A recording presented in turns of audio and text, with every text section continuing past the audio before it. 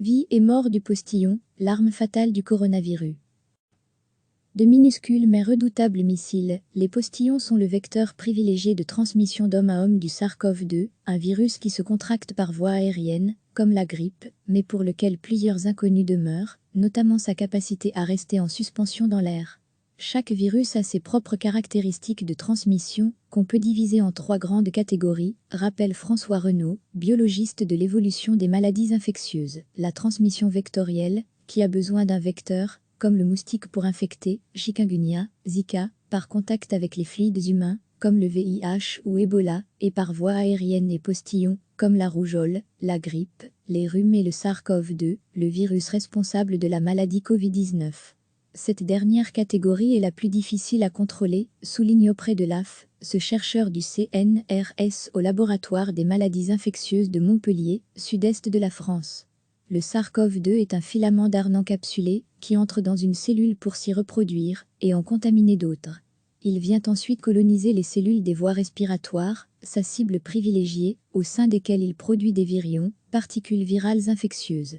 Lorsqu'une personne malade tousse ou éternue, elle expectore une nuée de postillons, qui sont autant de missiles porteurs des virions conçus au sein du système respiratoire, explique le biologiste.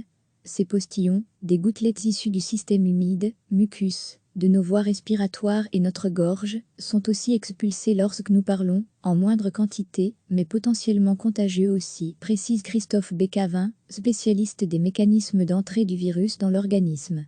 Une personne saine va donc s'infecter par inhalation des gouttelettes émises par quelqu'un de contaminé. La porte de sortie du virus, c'est la bouche, la porte d'entrée principale, ce sont les muqueuses de la bouche et du nez, résume Michael Rochois, médecin généraliste dans le nord de la France. Il peut aussi pénétrer par les yeux. Le Covid-19 peut également se contracter par manuportage. Lorsqu'une gouttelette infectée tombe sur un objet, elle y laisse une charge virale un certain temps, précise le docteur Rochois. On s'infecte alors via la main, si on la porte au niveau de nos muqueuses. Un seul postillon peut-il suffire à infecter? On ne sait pas, car on ignore encore quelle est la charge minimum pour attraper le Covid-19, développe Christophe Bécavin, chercheur du CNRS à l'Institut de pharmacologie moléculaire. De même, si un postillon atterrit sur une surface, celle-ci sera infectée plus ou moins longtemps en fonction du matériau, car la qualité du virus contenu dans la gouttelette diminue avec le temps. La charge virale dépend notamment de la quantité de virus que vous avez en vous, or nous sommes tous différents par rapport à cette maladie, ajoute François Renaud. Un postillon est de l'eau qui reste, grâce à la tension superficielle de l'eau, dans son état de goutte, à l'intérieur de laquelle le virus est piégé. La gouttelette commence à retomber par terre au bout d'1 à 2 mètres, en moyenne, du fait de la gravité, observe Christophe Bécavin. D'où les mesures de distanciation sociale.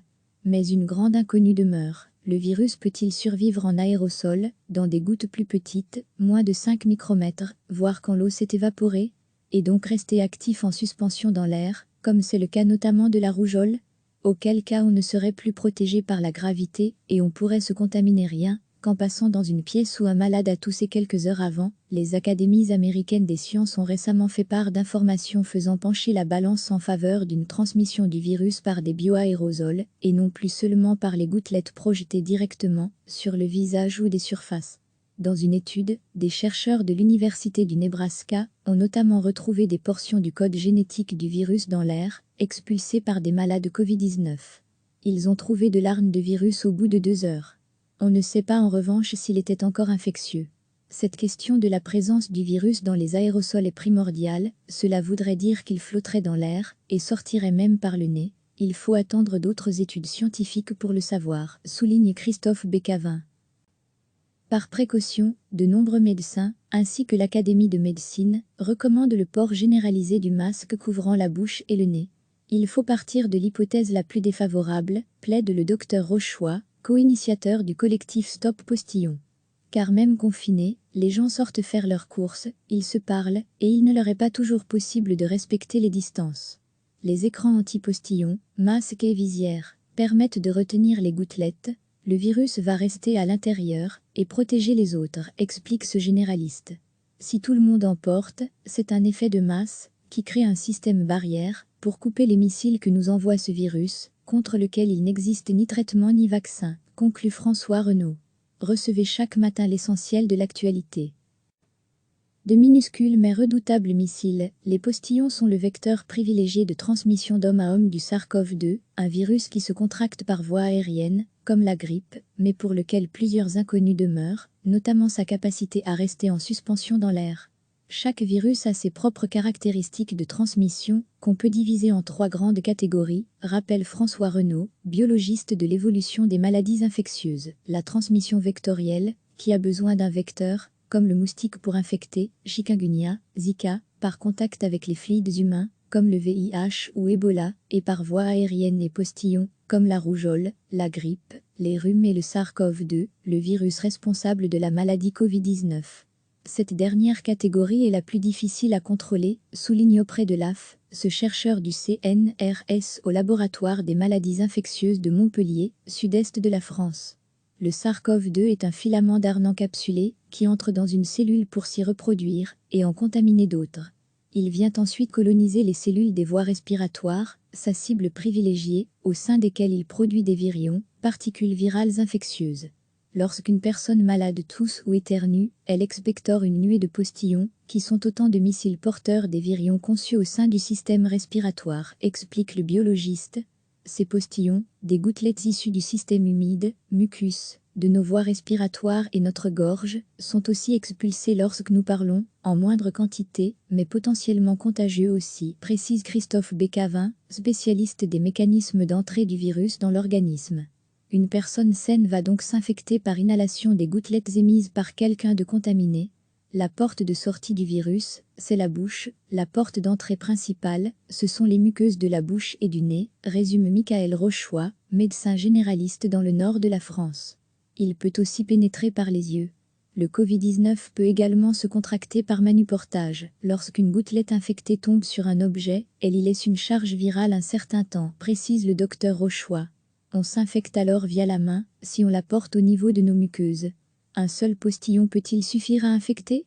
On ne sait pas, car on ignore encore quelle est la charge minimum pour attraper le Covid-19, développe Christophe Bécavin, chercheur du CNRS à l'Institut de pharmacologie moléculaire. De même, si un postillon atterrit sur une surface, celle-ci sera infectée plus ou moins longtemps en fonction du matériau, car la qualité du virus contenu dans la gouttelette diminue avec le temps.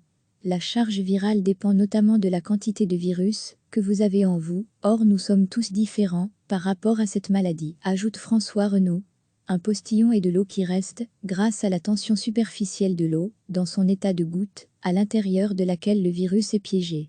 La gouttelette commence à retomber par terre au bout d'1 à 2 mètres, en moyenne, du fait de la gravité, observe Christophe Bécavin. D'où les mesures de distanciation sociale. Mais une grande inconnue demeure. Le virus peut-il survivre en aérosol, dans des gouttes plus petites, moins de 5 micromètres, voire quand l'eau s'est évaporée, et donc rester actif en suspension dans l'air, comme c'est le cas notamment de la rougeole? Auquel cas on ne serait plus protégé par la gravité, et on pourrait se contaminer rien qu'en passant dans une pièce où un malade a toussé quelques heures avant. Les académies américaines des sciences ont récemment fait part d'informations faisant pencher la balance en faveur d'une transmission du virus par des bioaérosols, et non plus seulement par les gouttelettes projetées directement sur le visage ou des surfaces. Dans une étude, des chercheurs de l'Université du Nebraska ont notamment retrouvé des portions du code génétique du virus dans l'air, expulsé par des malades Covid-19. Ils ont trouvé de l'ARN de virus au bout de 2 heures. On ne sait pas en revanche s'il était encore infectieux. Cette question de la présence du virus dans les aérosols est primordiale, cela voudrait dire qu'il flotterait dans l'air, et sortirait même par le nez. Il faut attendre d'autres études scientifiques pour le savoir, souligne Christophe Bécavin. Par précaution, de nombreux médecins, ainsi que l'Académie de médecine, recommandent le port généralisé du masque couvrant la bouche et le nez. Il faut partir de l'hypothèse la plus défavorable, plaide le docteur Rochois, co-initiateur du collectif Stop Postillon. Car même confinés, les gens sortent faire leurs courses, ils se parlent, et il ne leur est pas toujours possible de respecter les distances. Les écrans anti-postillons, masques et visières, permettent de retenir les gouttelettes. Le virus va rester à l'intérieur et protéger les autres, explique ce généraliste. Si tout le monde en porte, c'est un effet de masse qui crée un système barrière pour couper les missiles que nous envoie ce virus, contre lequel il n'existe ni traitement ni vaccin, conclut François Renaud. Cliquez sur s'abonner pour recevoir les dernières nouvelles.